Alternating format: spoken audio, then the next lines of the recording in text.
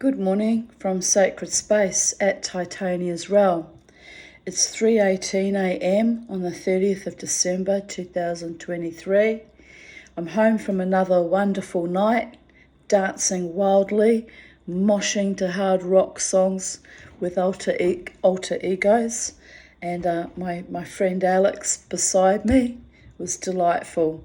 Had a wonderful night, and I'm home and I'm still kind of on a soul innovation, still energized from the wild dancing, so I thought I'd make my daily vlog, my readings from my vocal media. So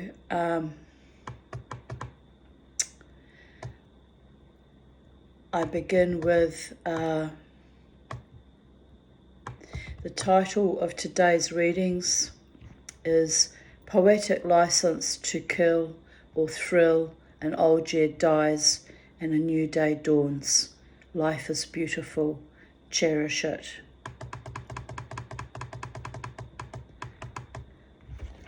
And here's a photo of my socks, who's now in Valhalla with his very massive paws that he had. He was a very large cat. Here's the rest of him. My beautiful boy, Socks Castle Arons. He had two mothers. I was his foster mother, and he had three mothers actually. Sally and her daughter,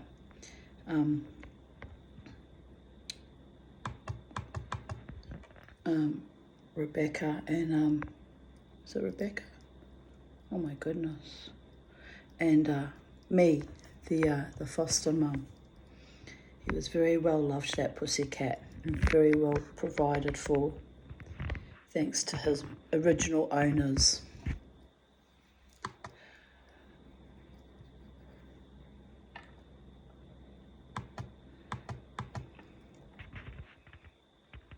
'30th of December 2022, 11:18. I just woke up. I had another mini series of nightmares this morning.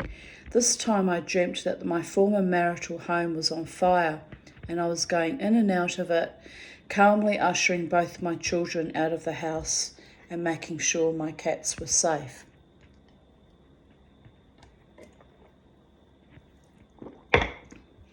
The left-hand side was on fire, but the fire was coming from beneath the house, some subterranean event. My former husband was closer to where the fire was, but he seemed not to care. I didn't seem overly concerned either. I told him to gather up some change of clothes and most valuable things, but he sat and muttered to himself about getting a new house.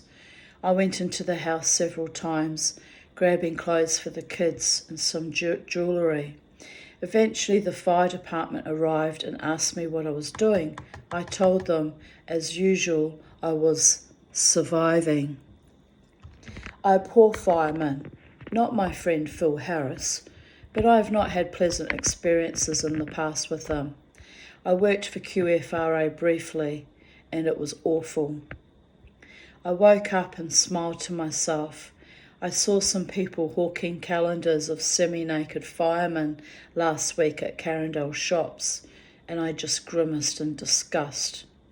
Yes, I know firemen are necessary, but they used to harass me at that former marital home, conducting burn-offs, and it would play havoc with my serious asthma, so I developed a noxious hate for them. One had to bring in his supervisor, who was actually a decent man, and agreed it was life-threatening for me, and I should have been notified in advance. He told his minion to stand down, as he and I were almost at the point of fighting with our fists. I never back down when a man is threatening me. Lol. Anyway, that was many, many years ago now. So why am I having nightmares about that house, that ex-husband, and fires? I have no idea. I have been beset by nightmares all week or in recent weeks. Change is coming. I must hold my line. The fire did not affect me in the dreamscape. I accepted it that I was about to lose everything and was concerned only with preserving our lives. Once again, I was in my protector archetype.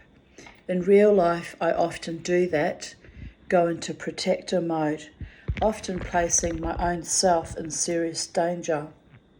It occurred to me yesterday that my advocating against the current epoch is another manifestation of my protector archetype, and I have felt so helpless and grief-stricken. And I will edit out the rest because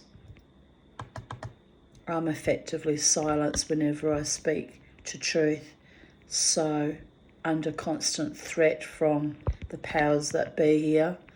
So I'll just gloss over all of that, but you'll know, you can guess what I was talking about here.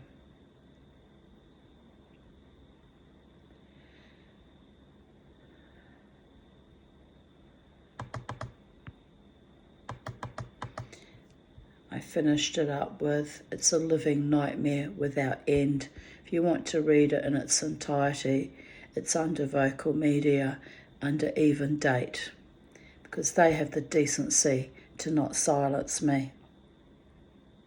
The courage of their convictions to stand by my truth.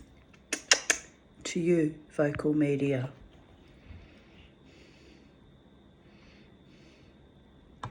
30th of December 2021.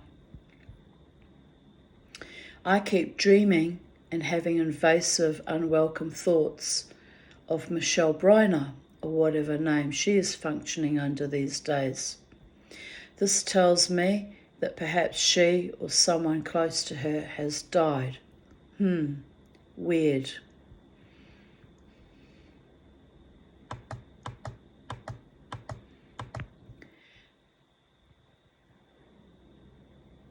A big thank you to those, this is 30th of December 2020.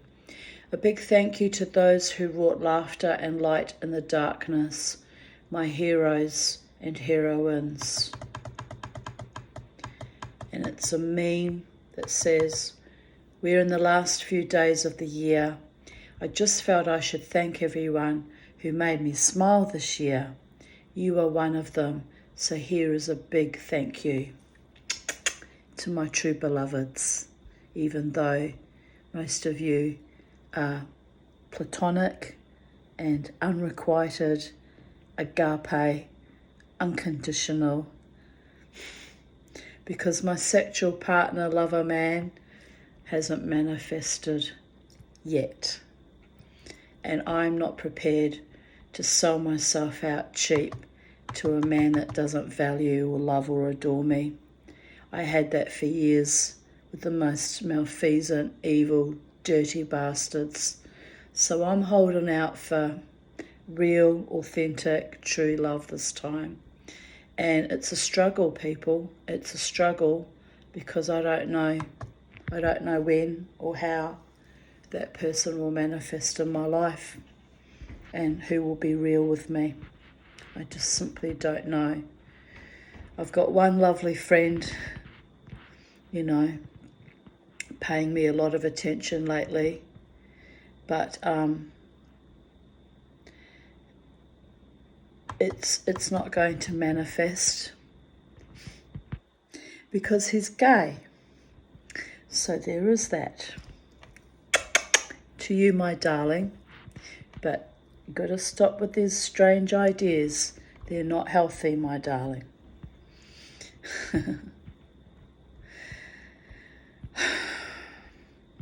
Last night, or rather this morning, I had intense dreams about my former friend Gail. I also dreamed that I went to the Canary Islands on a cruise and that we were all on a tour when suddenly we were variously struck with diarrhea. Yellow shit sliding from our bodies which was deeply humiliating. I went to jump into a lake, but the tour guide stopped me, saying it was dangerous waters. I was sorely tempted to dive into the lake anyway. God, I have some wild dreams, people. It's why I'm the psychedelic dreamer. Gail approached me, but I insisted I want nothing to do with her or Lucy or Christina. I held firm. She seemed sad, but also there was a slight vengeful aggression to her demeanour. I woke up thinking, yuck, I hope she does not make contact in real life. Interesting symbology. Canaries, which are often yellow, and yellow shit. Shit is an omen of money coming or good fortune, so I'll be happy to take that. But the yellow-livered traitor and the symbology of the Canary Islands, which I have visited when I was 8 on the cruises to and from Germany. No idea, probably just my sleep apnea brain defragmenting.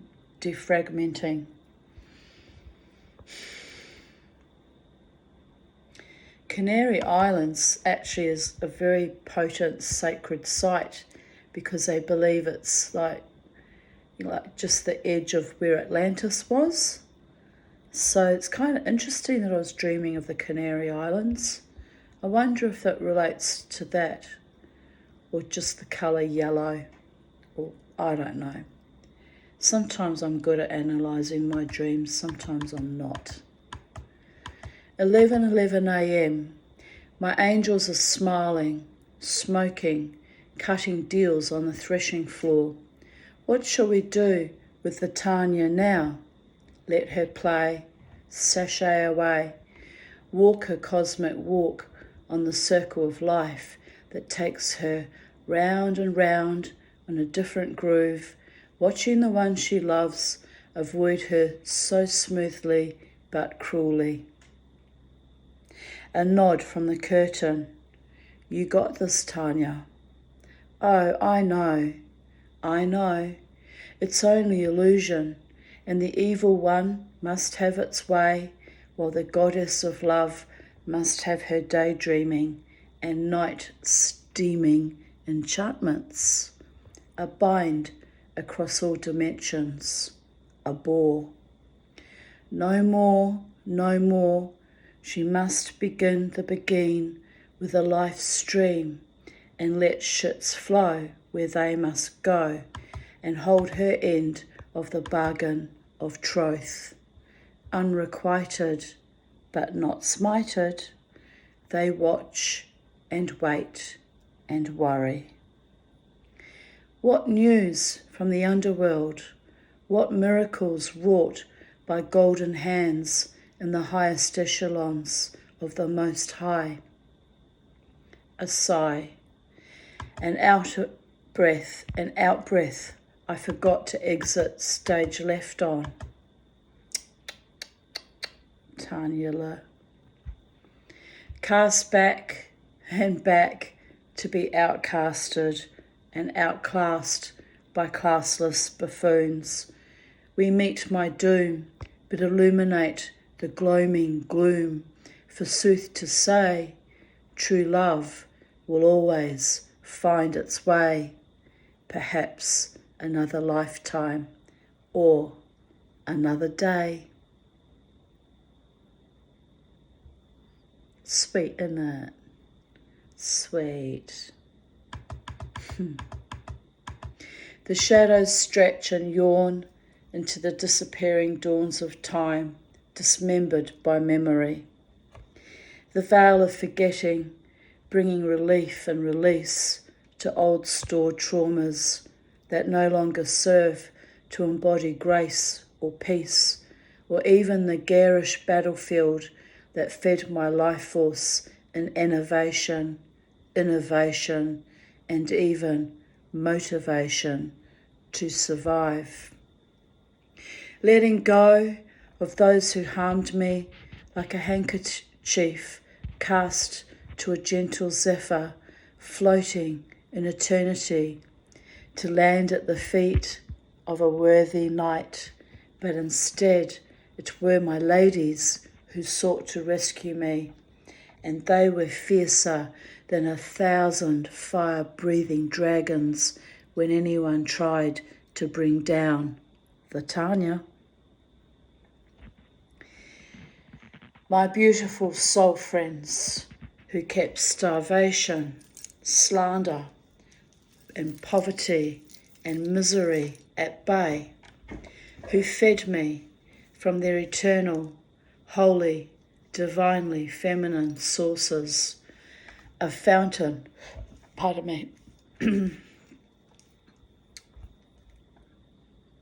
a fountain of sparkling, tinkling hope that cascaded above those rocks of death and of wrath. My warrior goddess, mothers and sisters, who knew I deserved happiness and rest and peace, who stood at the edge of the fray and played to my truth, which was also their truth, who saw me and knew my spirit, often without me even uttering a word, who danced beside me and held my head above turgid waters, graceful, gracious, and grateful. Greatness thrust upon us by evil knaves and unholy henchmen. A dream of nightmarish proportions, losing itself in the fog of dismemory. I despair no longer. My angels have spread their wings, wild, wide, quavering, quivering, sensate, feathery cloaks of honour and sweet love and protection.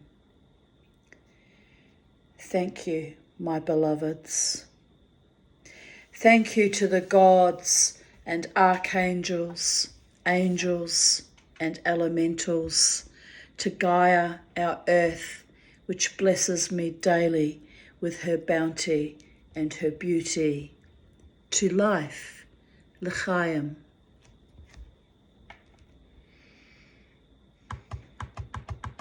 30th of December 2019. A love letter for Tanya.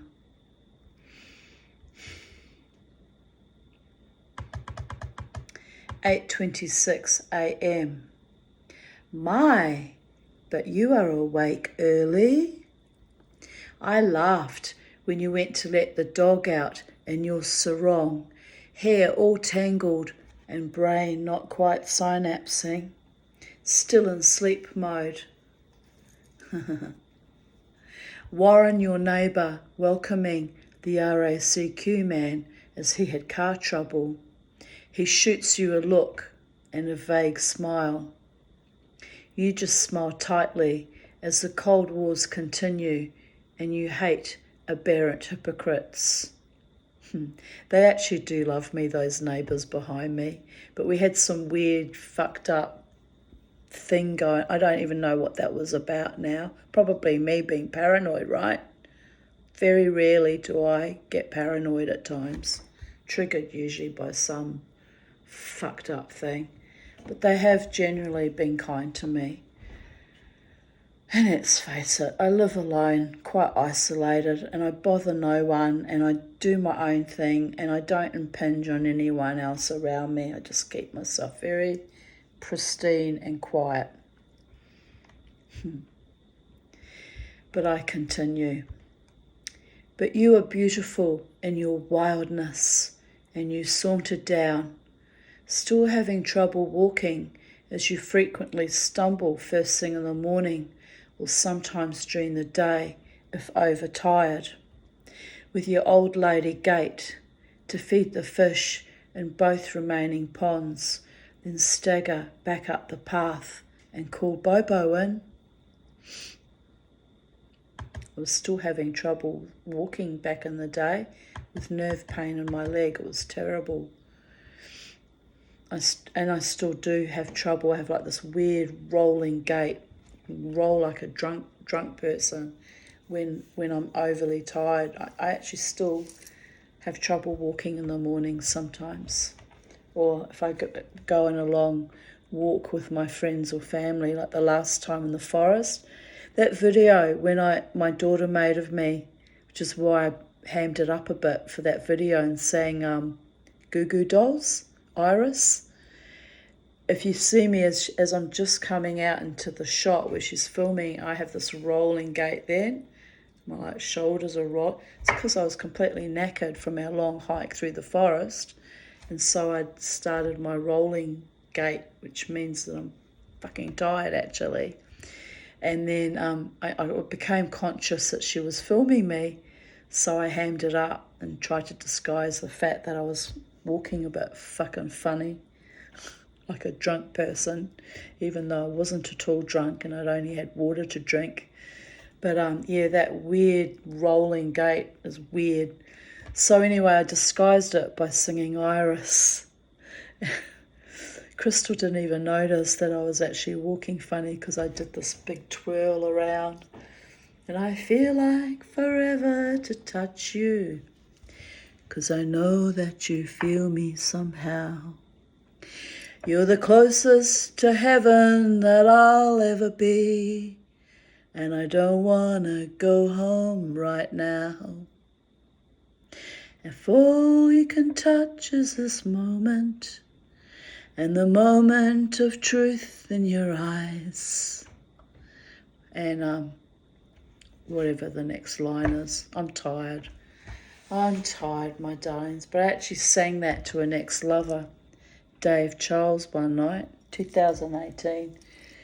End of December sometime 2018. Must have produced some pretty intense magic, since he still haunts me at that time of year, by the way. And that night, my friend Scott from Alter Egos was playing behind me because I'm in my spot, which was right in front of him, in the corner, right-hand corner of the stage. He was playing, and I was pointing to Wiglet, pointing to him and singing that song to him, because back then my love was real and authentic, but pissed and shat on by knaves, right?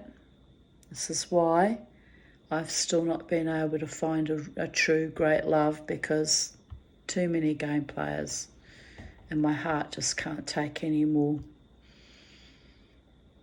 cruelty, sadism, falsity, feckless cowards and liars and cheats and whoremongers and polyamorists.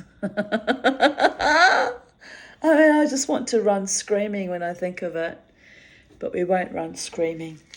We'll continuously do the mosh, dance and be wild, and we'll be patient for the one who's authentic and real. And a straight man who can actually have passionate, wild sex with me when we finally get our shit together. And who's generous and kind and capable of taking me on, even though I'm a complex PTSD survivor, right? It's a big fucking ask, which is why it's never happened. And there's just been too much perversions played on me in the past, so it's probably never going to happen. And I'm very conscious of that. I'm very conscious that I've had to go back to playing things very asty and withholding and withdrawing my deep fucking love, right? Because it's not safe to, it's not safe and it's not fair to drag anyone into that nightmare. You know, it'll take a very special man to be capable of being a partner to me. And I honestly don't know who that is. I'm honestly astonished at how many people in the club, men, tell me that they love me.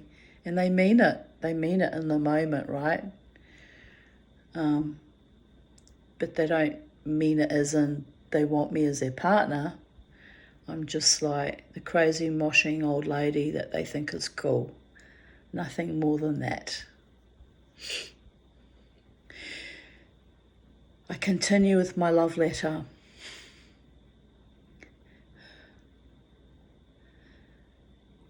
You are so beautiful and worthy of a truly great love, but life brought you, it's just what I was talking about, right? But life brought you only wastrels and murderers and other assorted schmucky, schlocky dickheads. So you just flick your hair and roll your shoulders and carry on, sublimely divine, dreaming of a life where you were adored simply for being. Gorgeous golden girl, wild and free. Take delight in all that is you. You are the becoming. Enjoy every breath and every single moment of every day. It passes so quickly, and while you are being lied to, cheated on, abused by vacuous, lackluster curs, you grew old. And somehow, after all that loss and deprivation, bathos and degradation, you grew into the most magnificent woman with a perfectly shining soul.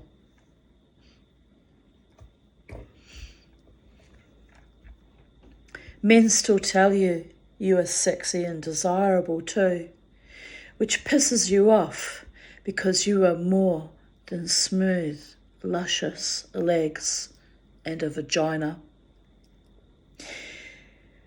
But these vile creeps who did it on purpose to drive you away from their circle so they can spawn and writhe in their own narcopathy should know better than to degrade the Tanya or any other woman. And in that paragraph, I'm specifically referring to my dead ex-lover, homeopath, psychopath, David Davidson, who haunted me when he died, but 23 years prior, or no, it's 23 years prior now, but 16 years prior to his death.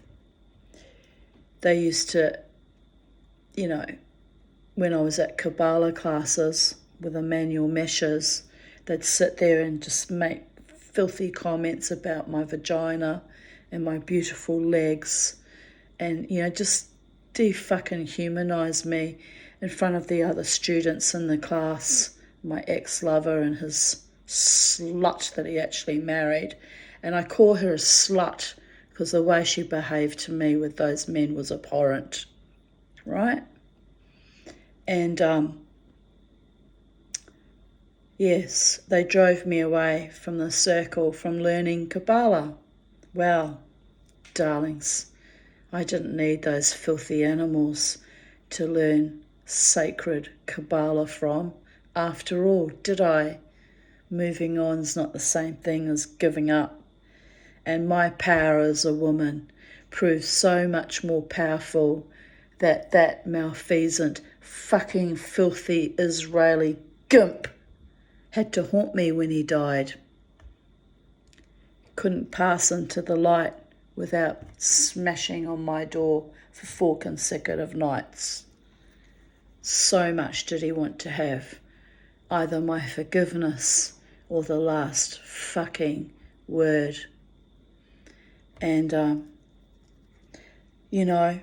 it's kind of ridiculous.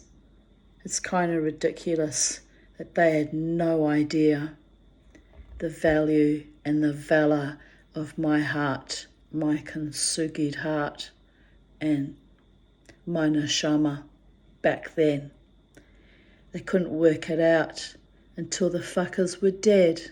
And that, my friends, is kind of the best revenge of all. That the gods truly had my back and my front.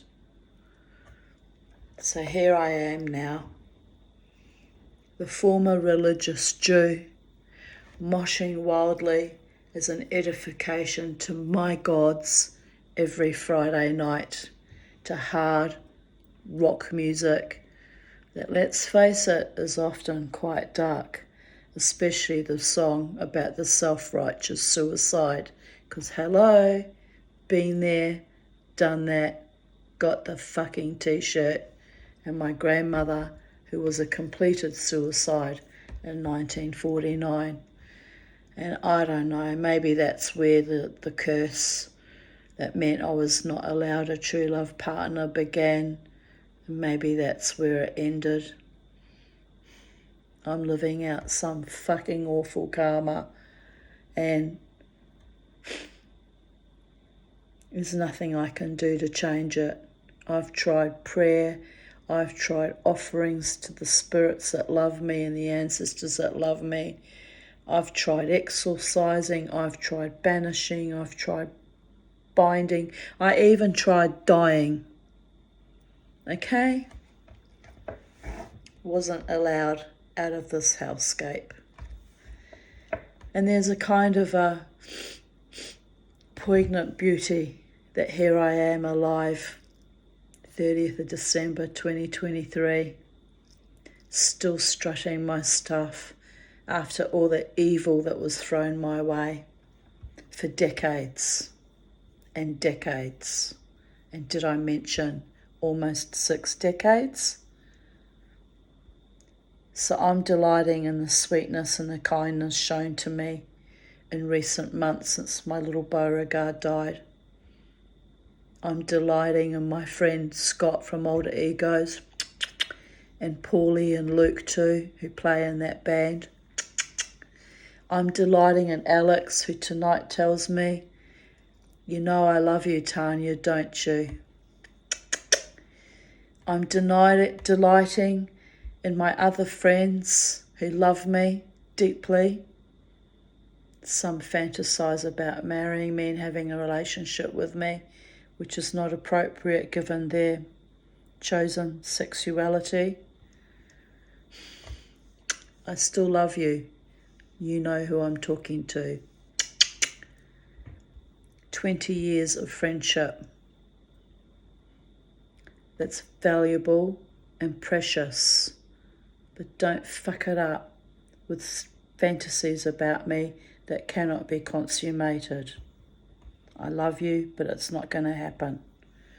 Just like the love I have for my other friend who's married. Can't happen.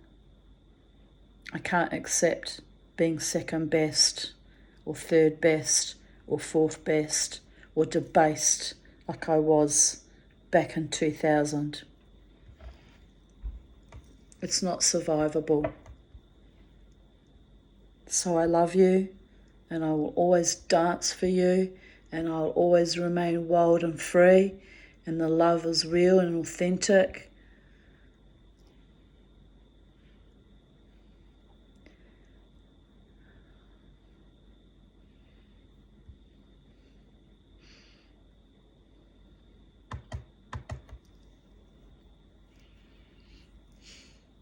Men who fantasize about me on the internet said they found me on my YouTube account and tuned me up for 4 months, another sickness. And I fell for that, hook, line and sinker. Or was I played like a gimp? Hang on, I must get a ball and shove it in my mouth. Oh look, we've got some Dutch clogs here. Ridiculous. Ridiculous. Absolutely ridiculous.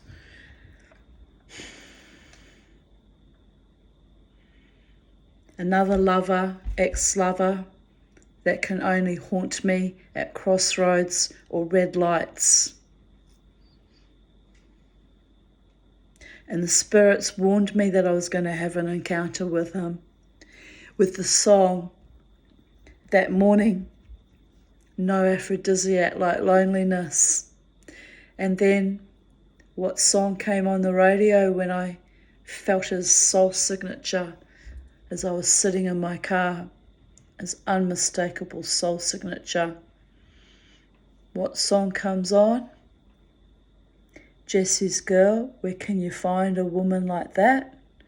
And do you wonder why I think I'm in hell, being haunted by former lovers that were never real and never authentic and never caring and had no respect for me and no real love?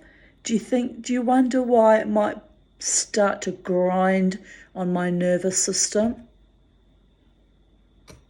But don't worry, babies.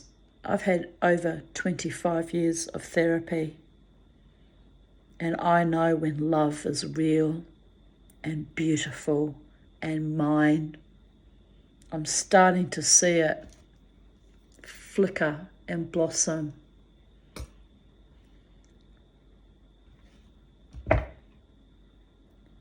But there's situations are all untenable and impossible. Married men, homosexual men that want to marry me. What are you going to do with me if you marry me, my darling? I need a real passionate, wild, sexual partner who can keep up with me.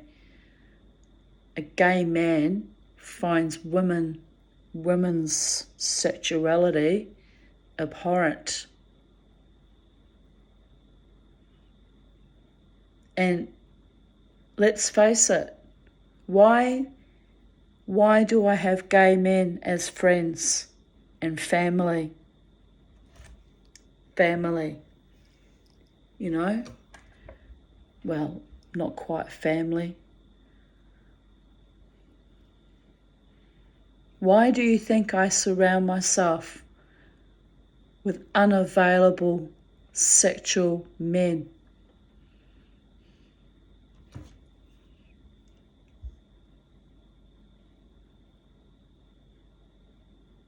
To be treated with honour and to be safe and not to be used sexually by men who are false and feckless and cruel and sadistic like I had in the past up until 2000. Well, the last one that slipped through my incredible layers of protection was actually in 2018, and that was another fucking abhorrent mistake, all right? But really, I haven't had a passionate, loving partnership for many, many years. The last one that I was deeply in love with, like a fool, was in 2015. So, what is that? 8 years. I'm not going to be degraded, downgraded by any man. I'm going to be prioritised. I'm going to be loved. I'm going to be adored. I'm going to be fucking respected and treated with honour and integrity. I promised Wiglet, Dave, I made that promise to him, but it was really a promise to myself. That I was never going to have sex with a man unless he genuinely adores me next time. And that hasn't manifested. And I have actually healed my own spirit, body, mind and heart by being a celibate asexual for the past 8 years, apart from that one fucking aberration that I let through, a former lover that I thought could be trusted.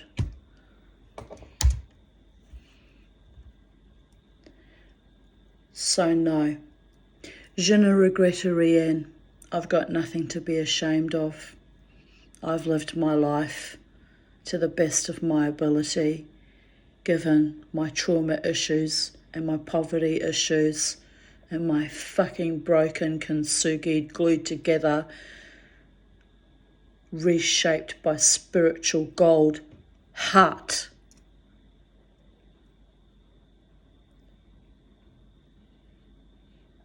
I've done it all by myself with the loving kindness and support of true friends who gifted me immensely, and my psychiatrist who's fought for me for 13 years, and the psychiatrist before him that fought for me for about 8 years.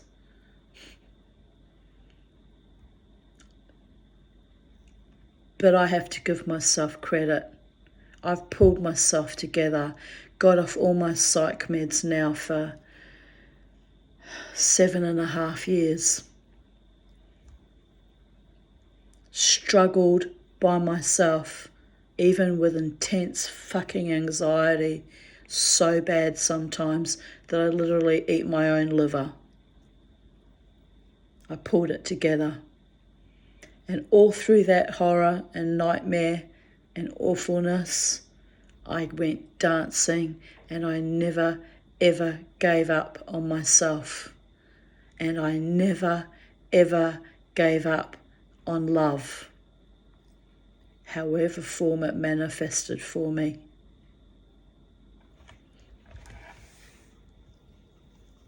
I continue reading.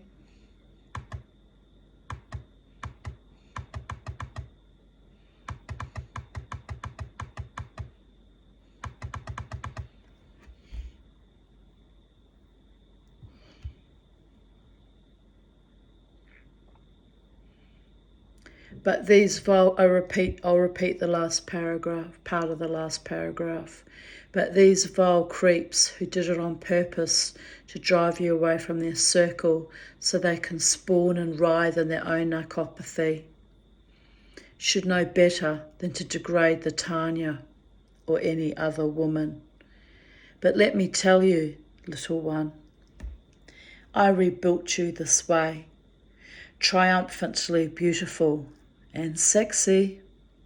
Flaunt your beauty in your crondom. Thrive in your survival.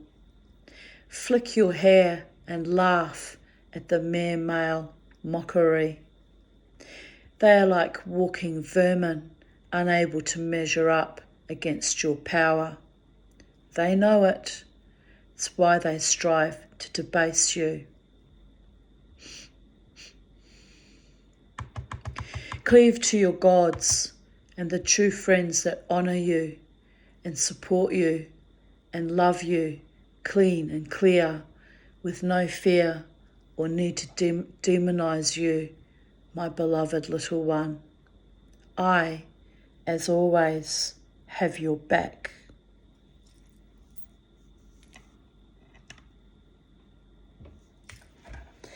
Me, myself and I and my gods, right, have my back. Yesterday you seeped with sadness and longing, the last few days actually.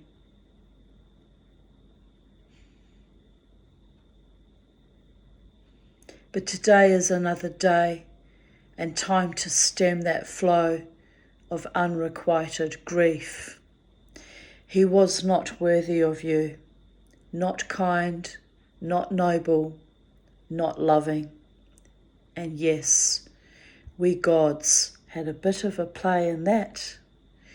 We wanted you to integrate your love and rage and courage and express your own unique divinity and truly see with your own heart whom you are.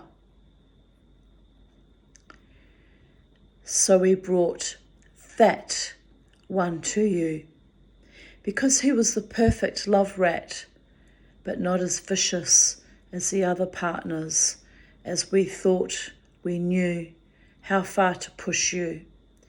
But we misaligned in August 2015 when you were pushed too far. The reward for your love and unique power will be more love and more power. So you will live in great peace and resistance to all the awful shit mere humans keep flicking at you. It shall slide off your titanium exterior, and the heart will heal itself on the interior, for you have the gift of insight to witness their callow, petty games and frenetic, fumbling foibles.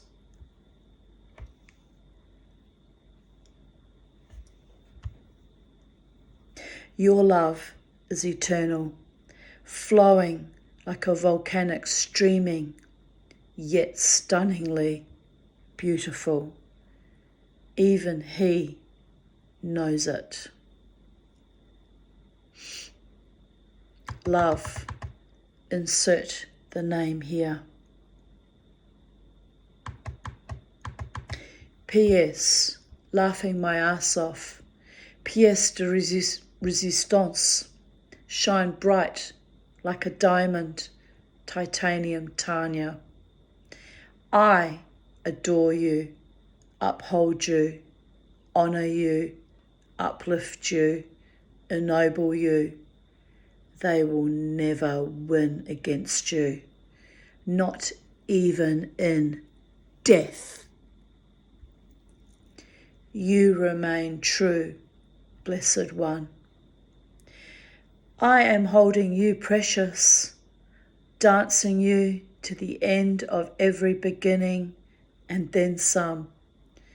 I promised you enlightenment and always to find the end of the story and the truth behind the bullshit dramatic deceptions. Incoming. They will lie at your feet, beg your mercy, laugh and choose life. Be cautiously merciful to those who prove they are deeply sorry and have altered their foul behaviour.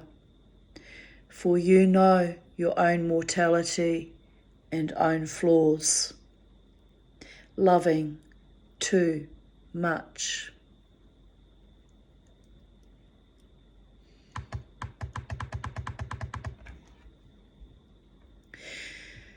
Thinking of all the varied ways I was sold down the river by women in my life, women who internalized their rage and sycophantically sold their souls and freedom to their man gods, man dingoes, filleting their narcissist, psychopathic abusers so they could keep their careers, houses, possessions, and betrayed their children and their own souls in the quest for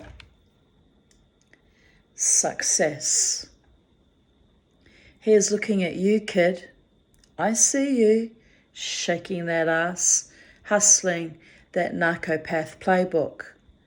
I almost fell into that loop that intertwines from hell to hellion.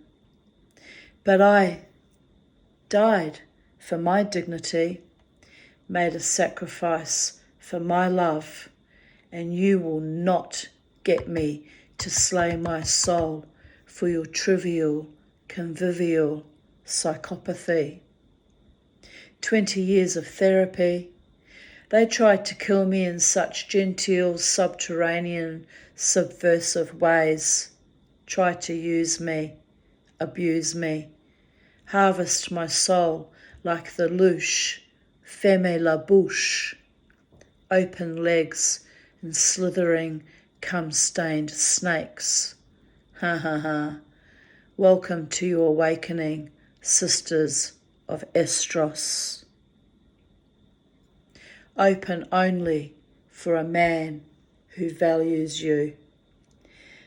not with trinkets or money or homes quickly dismantled in family courts run by perverts, but your true value, your heart and mind and soul. Reclaim your mind, seal your heart, honour your goddess. She is waiting for your Godot-esque sublimation, sublime,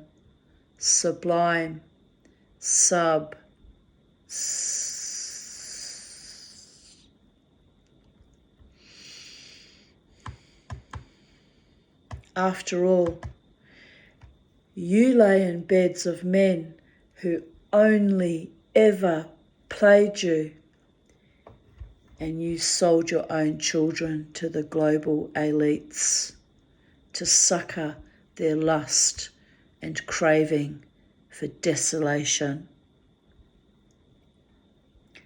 Gaia is reclaiming her broken ones,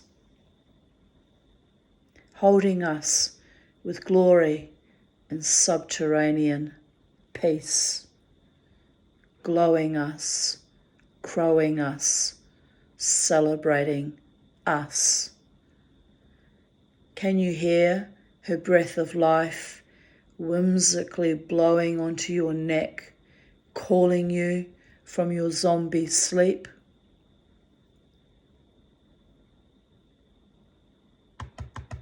Woman, reborn, recalibrated, sate only those with your beauteous loins who truly adore you.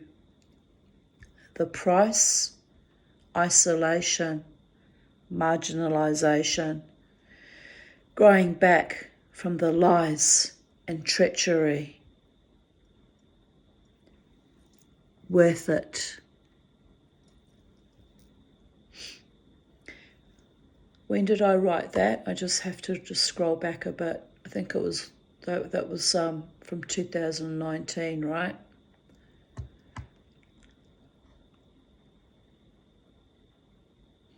It's a bit fucking prescient if you read between the lines.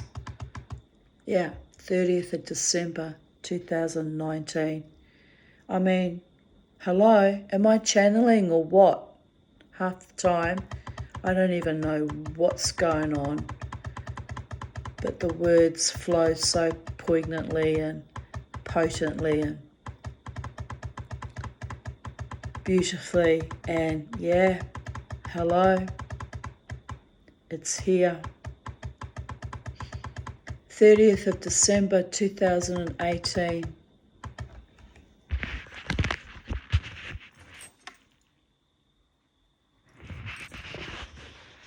Me at Coochie, Mudlow Island, and I was really not well that day. I literally had trouble walking to the ferry to go home. I just lost all sensation in my left leg. It was disturbing. Here's another photo from Coochie of a tree that looks like an ant doing its little walk, right? All the erosion from the sand and the sea, I guess. 30th of December 2017, 3:56 a.m. Home from a good night out with Brendan, Jenny and Karen. Now soothing my souls in a hot Epsom salt bath with a cup of tea. Good morning, you all. Just got serenaded by a very early morning chorus of kookaburras. They are having the last laugh of the night. 11:11 a.m. Wow. Just woke up from one of my repetitive dreams, the lava one, watching a volcano erupt and frantically scrambling to save personal items. Weird dream. I don't recognise the house. It was white and full of bright light and modern with large open plan rooms. I could feel the heat of the mountainside thrumming with tension. I am running through the house frantically, trying to decide what to take with me. These are like my repetitive trauma dreams I have with monotonous regularity, people. I grab a little fox terrier dog, yell at my elderly mother. Where is his leash, Mum? We don't have time for this. She replies, Oh, you know, darling, he doesn't have fun. I roll my eyes, utterly useless as usual.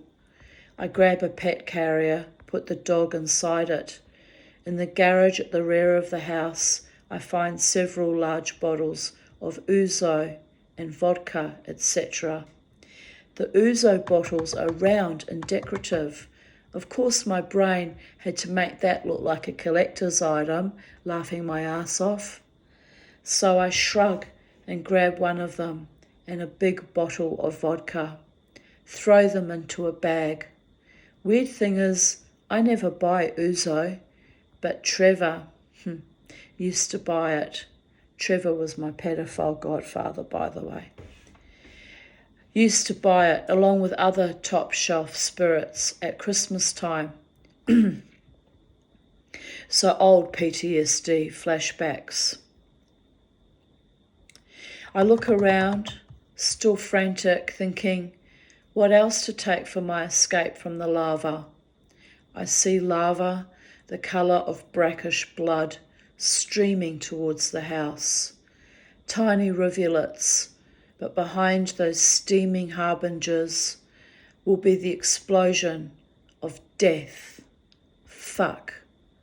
No time, no time. I run out the door, resigned that I'm about to lose everything. Wake up, look around, safe in my bed in Holland Park, in my dingy little house. Well, it's not that dingy. Does need a paint though. No beautiful modern contemporary mansion. No ouzo, no lava. Breathe. Here we go. Another day. 30th of December 2015. If I were super rich, I would have my hair styled every day like my former boss, Susie van der Kwast, at Susie's Coffee Lounge in Willis Street, Wellington. She would shriek at me if I showed up for work waitressing without makeup. I was 15, a perfect young face. Makeup sweated off me during the day. But no, she would bat her arms at me and send me upstairs out of the public eye to plaster crap on my nubile face. Vanity and narcissism. I would not leave my front door for years without makeup, afraid to show my naked, unadulterated face. Now I am barefaced and barefooted at home. I only wear makeup for the war of the sexes when I go dancing. Ha ha. You have to laugh, people. My spirituality helped me survive my religion. The same spirituality that my parents educated me with but used to demonize me. The same religion I chose to belong to, a world family of, I hoped, good, loving, pure people that was so corrupted they too demonized me, some even accusing me of being a witch. So guess what? I chose God and me beyond all paths and all dogma, beyond all karma, beyond their errant, envied, pockmarked, poxied opinion of me. I became everything and more of what I am becoming. I became beautiful when I was told I was ugly, powerful and intelligent when told stupid and useless. That which thing? Come burn me, babies, as I have suffered for being a good, kind, decent woman all my life in a hell of others' toxic creation. I burn bright like a star. All that is left for me is death. Yeah, some failed at killing me too. They were that weak.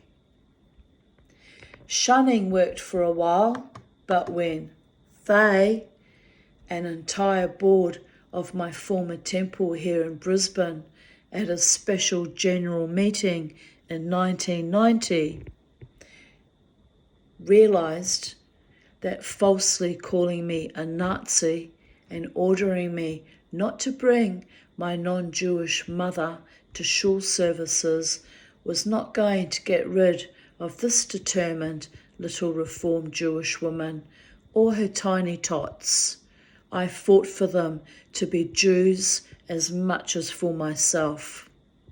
Also, for basic human rights for myself, my mother, and my children, and others who might follow me.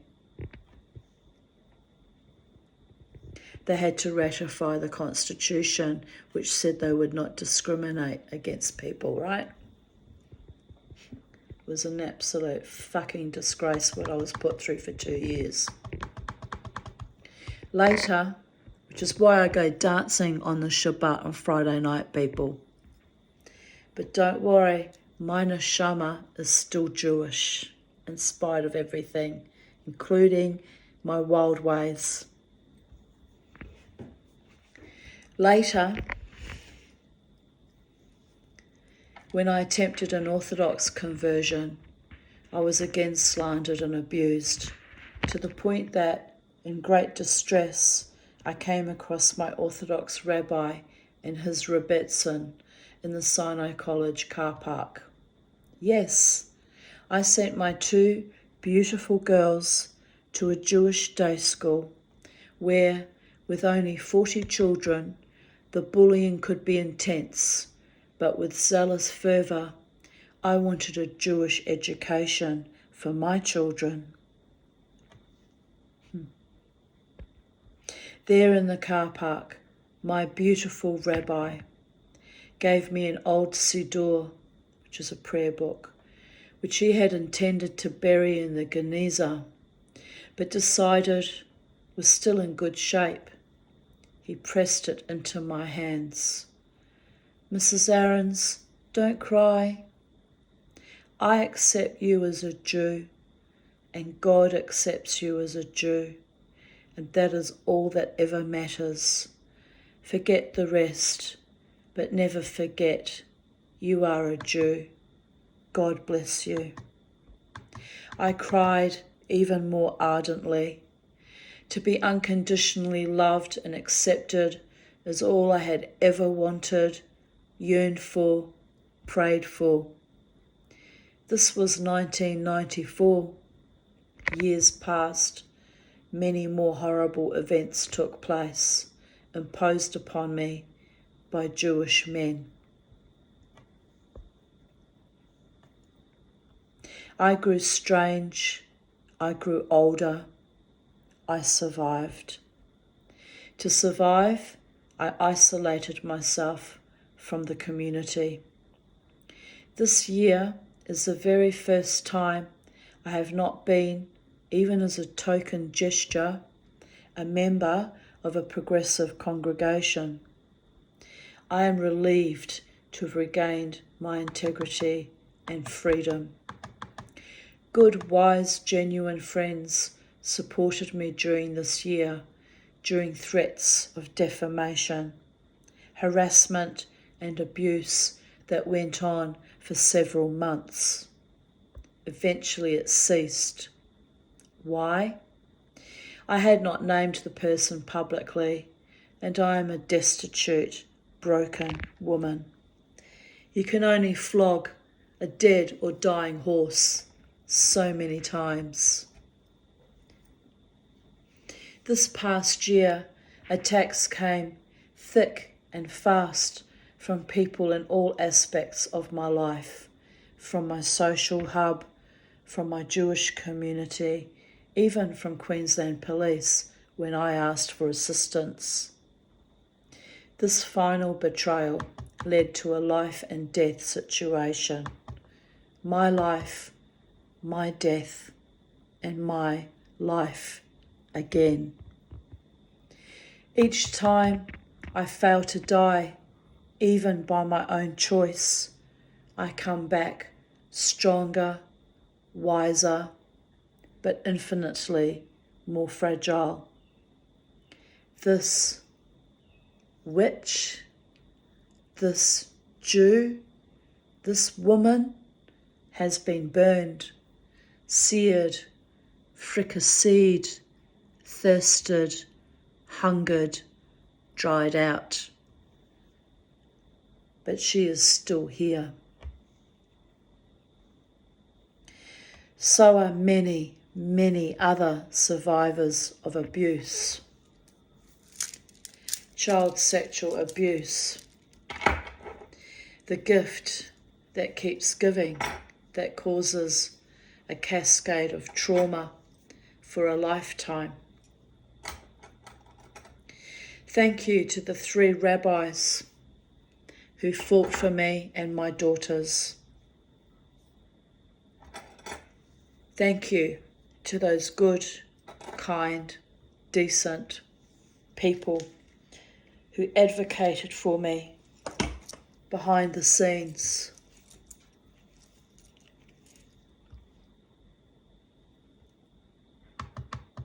And who chose to stand with me. You are heroes and heroines just for choosing righteousness amidst so much evil. We live and die by our choices. I hope, in spite of my struggles, that at the end of my time on earth, my choices are a blessing to the universe, to myself, and to others who understand.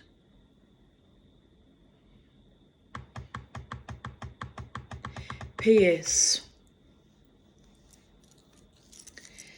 Little mind burst on Facebook in response to a post on shunning and ongoing abuses of CSA survivors who plead for their soul to be given back to them.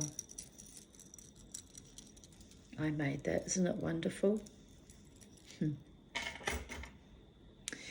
My friend, your soul is a perfect one. Your abusers ravaged your body, your mind, your sense of safety, justice, belonging, community, sapped your strength.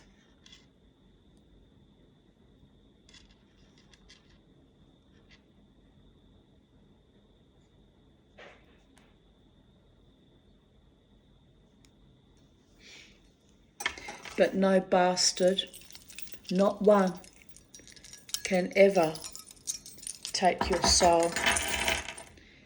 Even the devil usually asks for it to be given to him with your express or expressed highway to hell, but a very long stairway to heaven, crawling up and down Jacob's Jacob's ladder, permission, without your expressed permission. Look outside, dawn's coming. The sky's a perfect shade of indigo. Mama T, eternally alone, rejected, abandoned, neglected, but loved by her true friends in the club and her true friends online, and Jared and Lynn as well, and Sally and, Margaret and Nigel and I know you love me. I do know you love me. I do know that I am deeply loved in very unusual, strange ways that don't involve me having a life partner.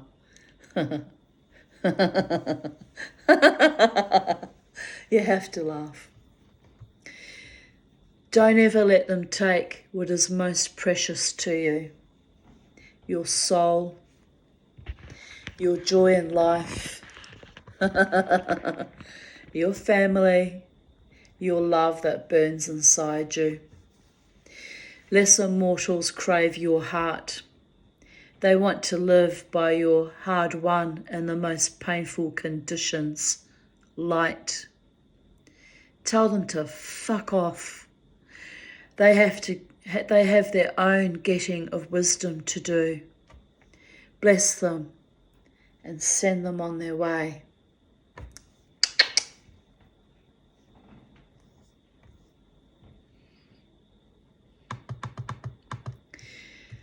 December 30th, 2014. Today I said goodbye to any chance of a love affair with my very silent partner, lol. I need a man who is in my life in more ways than a voyeur watching from the shadows, or recipient of my sweet, passionate texts with no reply. Fuck that shit. I would have more response by squeezing a male blow-up doll. At least it would squeal when I deflated it, laughing my ass off. I am bored with flirting with the void. I need a real man. Flesh, blood, and vital signs. A man who visits me, or has me visit him, or invites me out and is proud and happy to be in my company.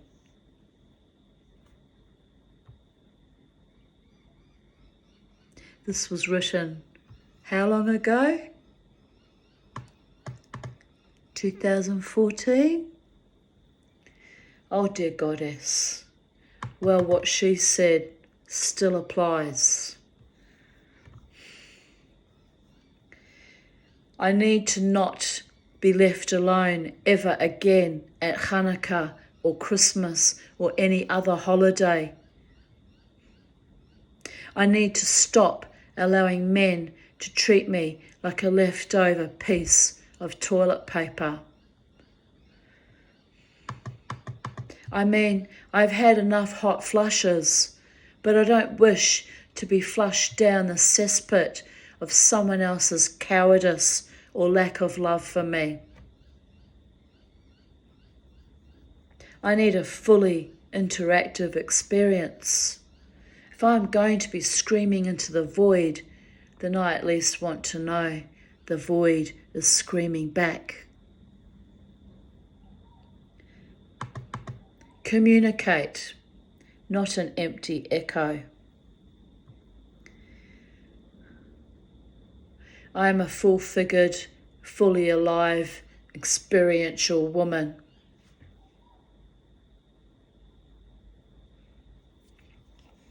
I am fire, passion, intellect, heart, soul, life force, guts, glory, and an amazing sense of humour. I am whom I am becoming, and I want a man who can handle that and love me anyway. Ho hum. I will miss him, but then he never really knew what he had or what he is about to miss out on. Oh well, new year, new dreams for Psychedelic Dreamer. A lot can change in a year. A lot can change in a second. Maybe there are still beautiful dreams to be manifested for me yet. Oh, and I don't regret loving him. He might not have wanted me in his life. I will never know what he really did want from me. But he really inspired me in so many ways. His energy signature brought me back to life, creativity, and a certain degree of bliss. Or perhaps I did that out of sheer frustration. Lol. That energy signature that was so unmistakable on the 13th of December 2023, by the way.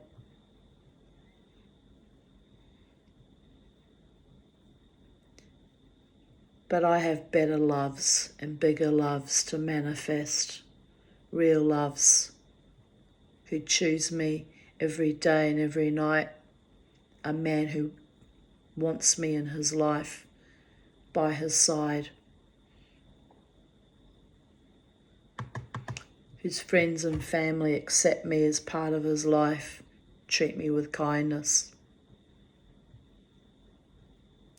Not kept like a little fucking doll in a music box locked away.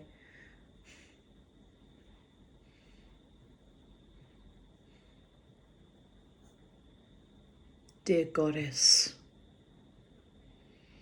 dear Goddess,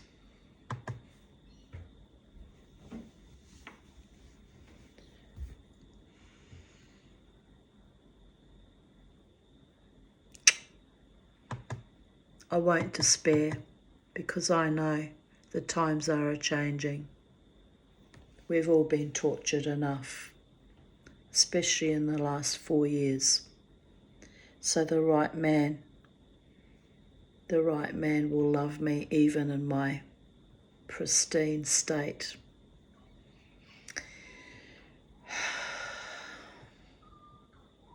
And he won't play games. And he won't hurt me, debase me, humiliate me, demonize me. He won't strangle me. He won't rape me. He won't cheapen me.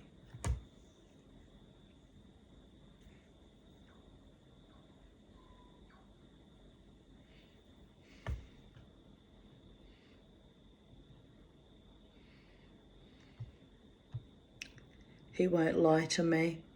He won't fake love for me.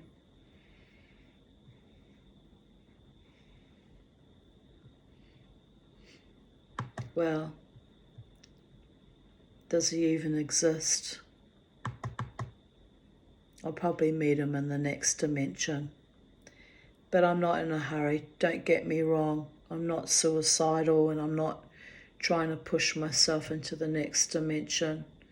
I'm loving my life, and I'm loving my dance, and I'm loving my burgeoning creativity, and I'm loving those who love me back, and I'm letting the rest go. Let go, let God. Because only God can fix my life now. Only God and the gods have the power to bring me the right man whose energy signature will match mine and meld together as one. Who won't just be driving around like a feckless lost boy, stalking me at red lights like a fucking idiot after all these many years. Dear Goddess, Well, anyway.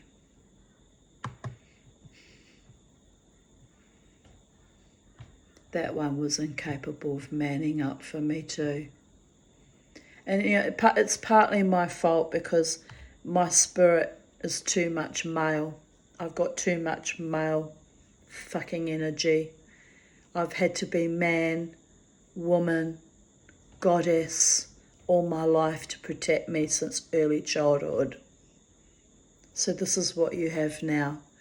If you're making love to me, you're making love to a woman who's rebuilt herself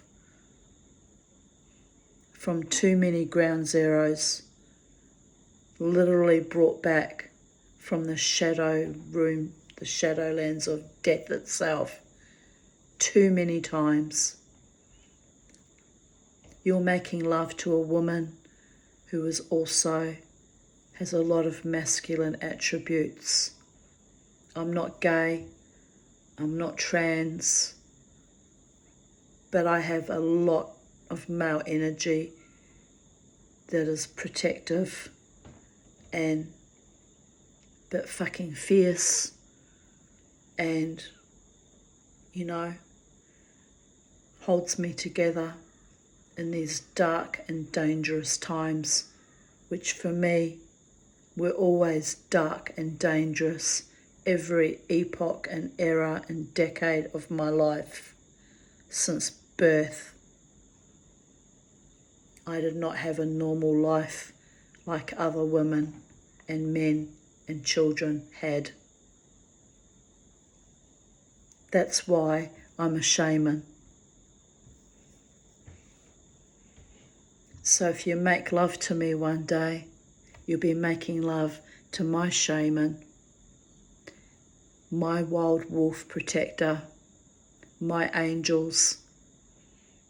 Well, that's a weird thought, isn't it? But you know what I mean. My protectors, my spirit guides,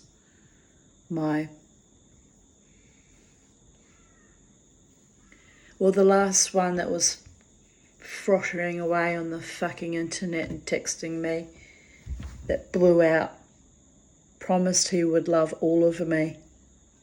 I actually fell for that like a fucking fool. A man who promises to love all of me, including my spirit protectors. He must be mentally unwell to lie like that and deceive like that. It must have been a delusion on his part. Sick it was, very sick. Well, anyway, I'm not angry really. There's beautiful men out there who treat me with kindness and authenticity, even if they're not available to me. I'm okay with that. But at least they haven't made false, delusional fucking promises.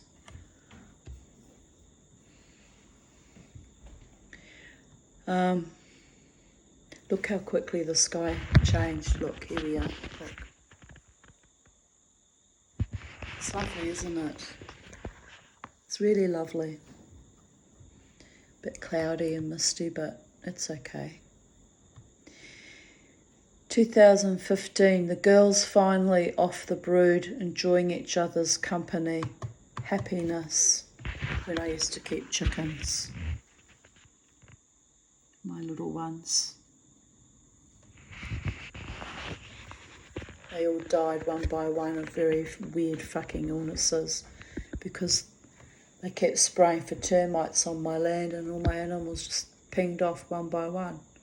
It's fucking awful, including birth deformities of my little kittens when I first moved in here and guinea pig babies. So I've had to survive that as well, the toxicity on my land. Jesus.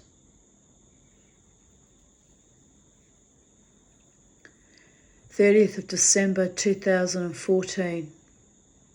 Just why I won't put poison down ever since I moved in here and that happened. I thought, Oh my God, there's enough poison in this land to kill everyone. Ali came to play with Mushu today. They wore each other out. Lovely. Ali is my friend Lynn's little granddaughter. Little Mushki. He ran away in the end, little Mushki. So that was the end of Mushki, but probably got fucking skittled on that main road, if the truth be known. Hopefully someone took him in. He lived to be a ripe old age. Denial's not just a long river in Africa, people.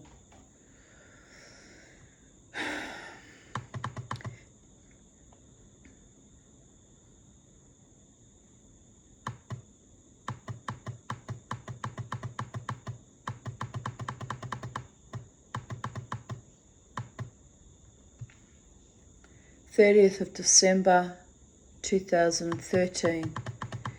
I had a lovely day visiting Lynn and Peter. Annette and her daughter, boyfriend and granddaughter came also. So it was a lovely family day, and I had a lovely swim too. First swim of summer. Yay! Lynn joined me for the swim too. Peter had a look at the damage on my car. He says I will need a whole new bumper bar, lining, etc. So I will have to save up the insurance excess and get the insurance company to fix it. Annoying. Was hoping it was just a loose hose on the water bottle of the windscreen washer. Friday, 13th of December.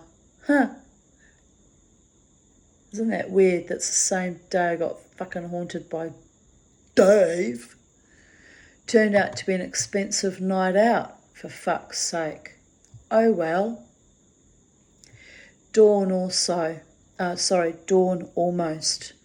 Been asleep on and off since 5 p.m, thinking about getting up and spending a day in actual daylight, lol. I feel calm, content and clear-headed. I hadn't realised how tired I was. Still feel supercharged in my energy though. More storms to come, I expect. Life is beautiful. I am so grateful to God that I have lived to experience this bliss and peace after decades of trauma and stress. When was that? 2013. Fuck. Talk about not realising that it would be another fucking 10 years. Anyway. Life is getting better. I'm making it better. One fucking day at a time. One breath at a time. One dance at a time. One mosh at a time. Sometimes I can't believe this has finally happened. This miracle of my quest for love and freedom finally being manifested.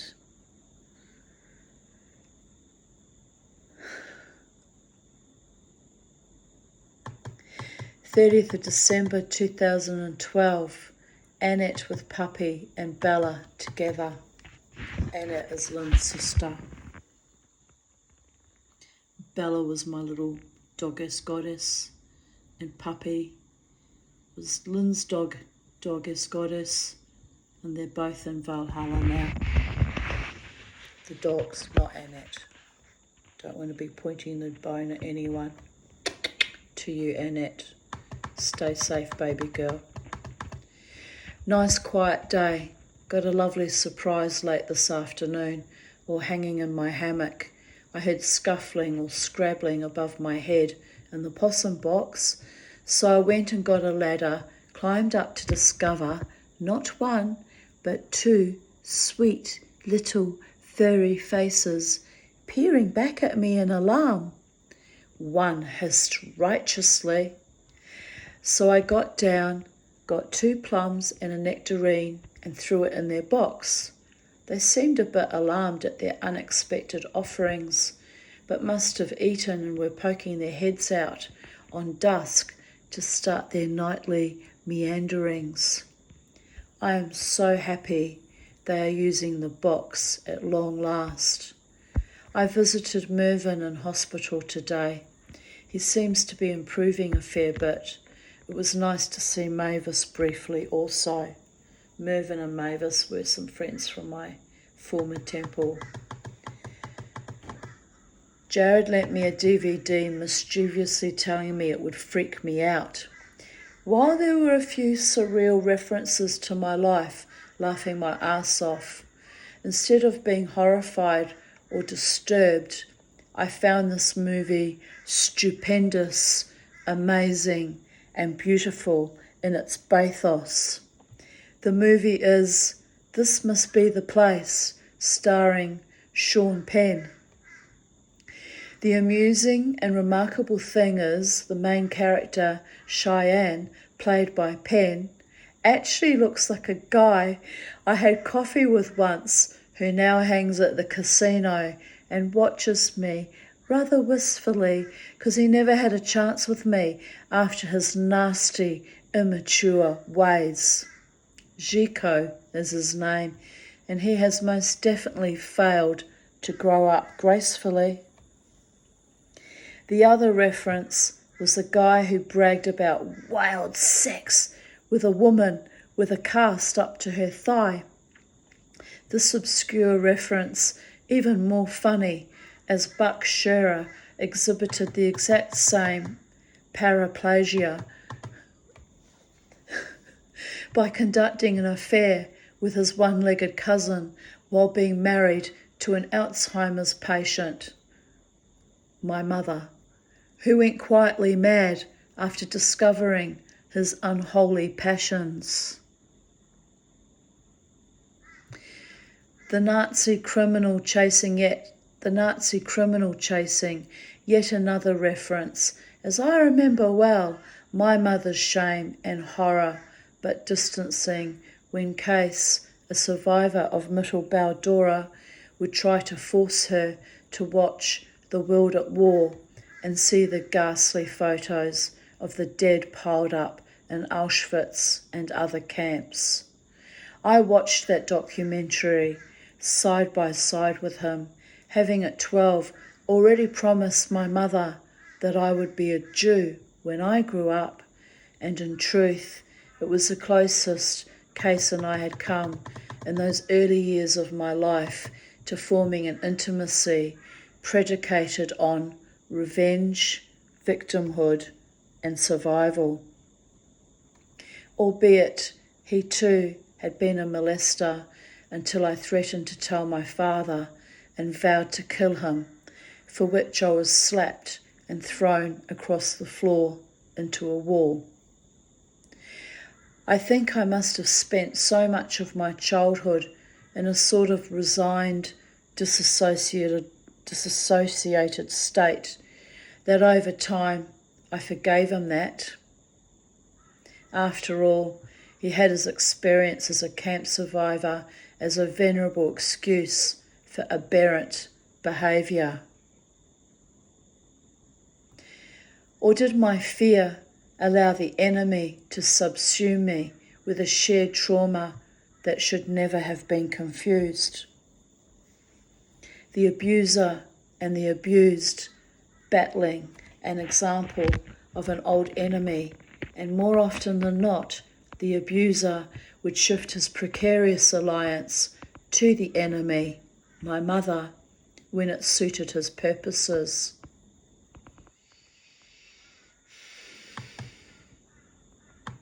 Yet I'm happy to say that that little girl has grown up to be awesome.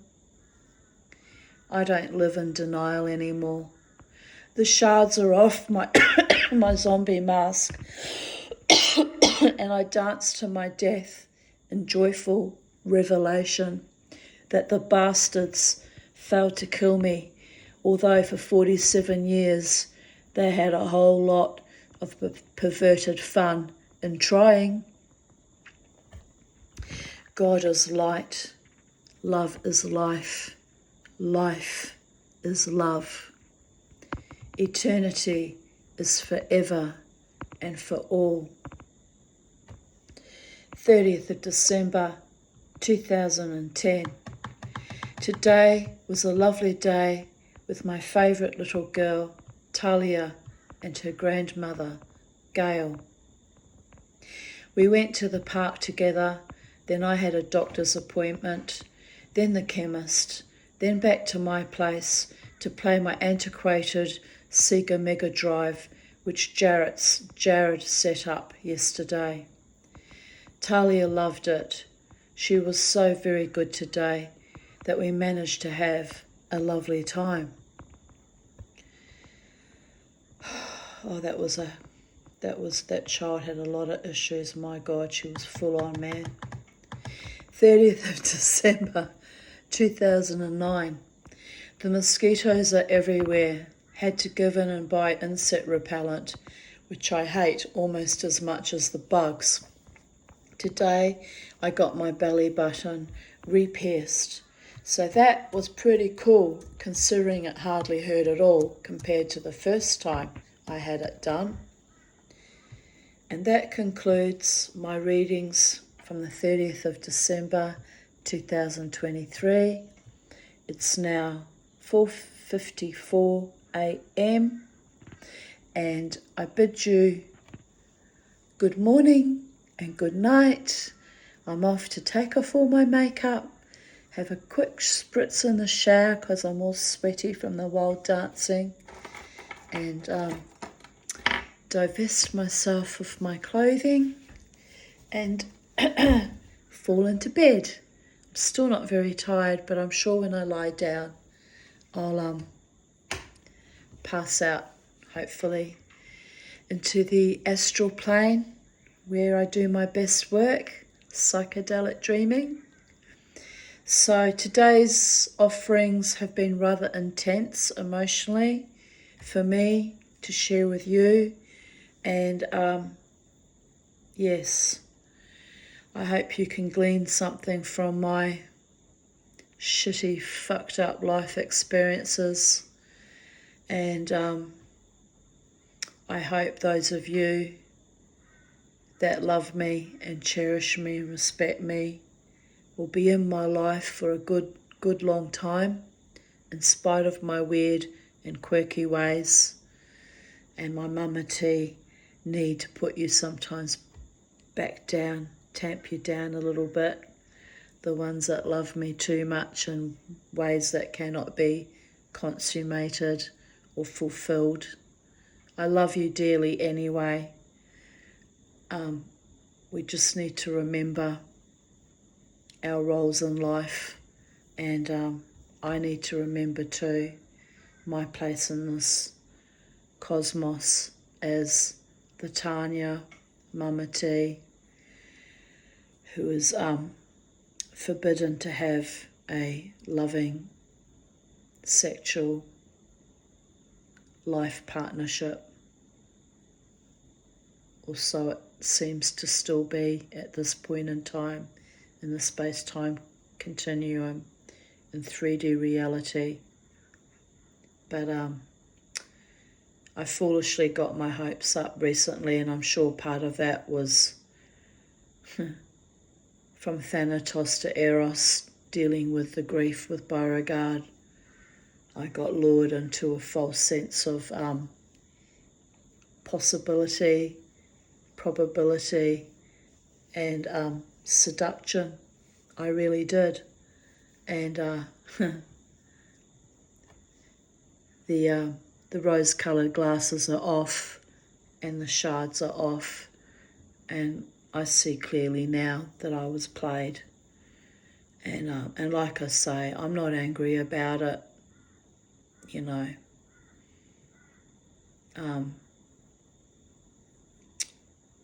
It's a sickness of our times, probably a post-COVIDian epoch sickness of people wanting to have things that are not realistic, and they're not willing to come to the party of consciousness by treating a woman like me with basic respect and integrity and dating me. And it is what it is. And I mean, I could go and be desperate, which I've never wanted to do, and go on dating apps and try and find someone that way. But quite frankly, the thought of it just makes me vomit a little bit in my mouth. It's not how I want to meet men, and I know how many liars and tricksters and game players are on the internet that way. So it's probably not going to happen. And also at the end of the day, I'm really not that lonely. You know, I enjoy my wildness and my freedom as much as possible after the life I had up until even recent years. You know, the man who truly deeply loves me will honour my need to maintain my wildness and my freedom, at least by going dancing on my Friday nights or Saturday nights. And you know what? He might even be proud and happy to dance beside me like young Alex last night. Proud and happy to be joyous and wild and free in my energy signature as well as his. As young Alex said, "You know I love you, don't you, Tanya?" That was quite heartfelt and sweet and genuine on that level that it's platonic. He had his girlfriend standing right beside him. I mean, it's a bit bizarre, darlings, but it's still sweet. So, you know I love you, don't you, Alex? I enjoy our moshing, wild riding, carefree, berserker Viking dance. Long may it continue, my darling. So on that note, good night, good morning. Stay wild, stay free. Stay in love with your true beloveds. Stay loyal. Stay faithful. Stay true. Bye for now.